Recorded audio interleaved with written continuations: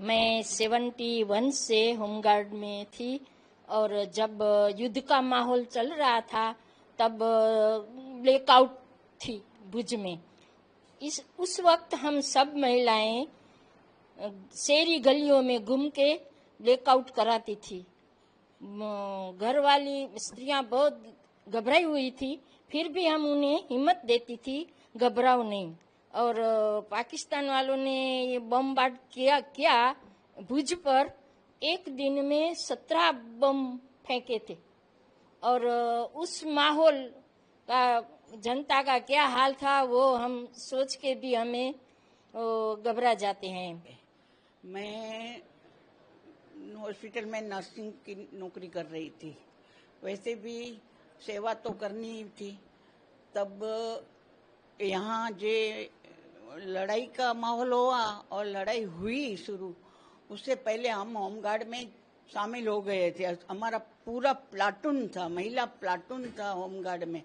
तो हम लोग सब ड्यूटी करते, हमको पूरी ट्रेनिंग मिली है, फायरिंग, परेड, कैसे दौड़ना, कैसे चढ़ना, कैसे किसी को बचाना, ये सब हमको पहले से ट्रेनिंग मिली हुई थी।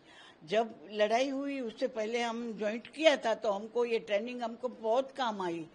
घर घर में जाके महिलाओं को बाहर निकलना तब टाइम बहुत कठिन था। उसमें भी जब होमगार्ड का यूनिफॉर्म पहन के निकलना वो तो बहुत मुश्किल की बात थी।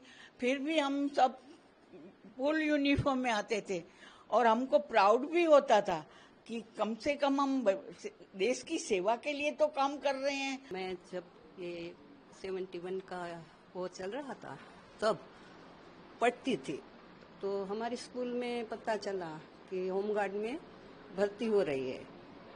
तो उम्र चाहिए, मेरी तो इतनी उम्र थी नहीं। फिर बोला, फिर वो सबको फ्रेंड के साथ कि कैसे जाए।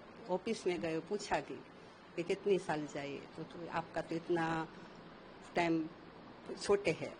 तो मैंने क्या कहा, उम्र बढ़ा के मैंने किया। मैं इतनी साल की हूँ, 18 साल की थी तब उन्होंने ले लिया। फिर युद्ध आ गया तो हमको कामगिरी में लगा दिया कि बाहर से फोन आते थे, वॉकी टॉकी पर बैठते थे और युद्ध का माहौल इतना भयंकर था।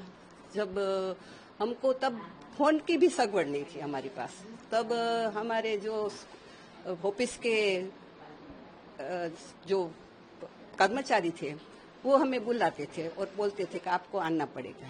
तो हम 2 किलोमीटर हमारा घर दूर था, पैदल जाते थे ऑफिस में। और जब हमको बुलाते हैं तब जाते पैदल जाते, सुबह जाते हैं और खाना तो कुछ हम लेकर खा लेते थे। तब ऐसा माहौल भी नहीं था कि हमको वहाँ खाना मिल जाए ऑफिस में। मेरा ये माँ जो थी, मेरी माता थी, वो कच्छ की प्रथम महिला होमगार्ड थी। और उस जमाने में 65 की साल में जब लड़ाई हुई थी तो उसके बाद जो जवान घायल हुए थे उनके लिए ब्लड की जरूरत पड़ी तो वो भी उन्होंने ब्लड डोनेट किया। 71 की बात करते हैं तो 71 में कच्छ का इलाका है, वो सरहदी इलाका है।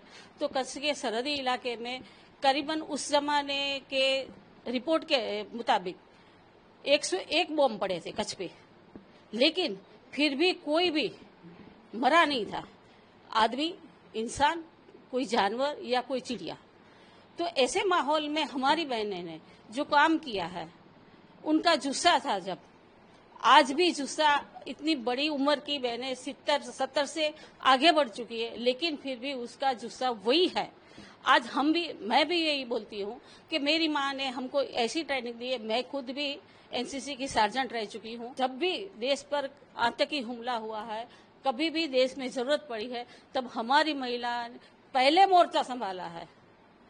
आज भी बड़े हो गए हैं, लेकिन फिर भी सब बहनों में इतनी ताकत है कि कुछ नहीं कर सकती, लेकिन आपको एक बल दे सकती है, काम कर सकती है। आज भी हम लड़ने के लिए, अगर हम इन दोनों बहनों को हाथ में बंदूक मिल जाए तो डेफिनेटली वो फायरिंग कर सकती है।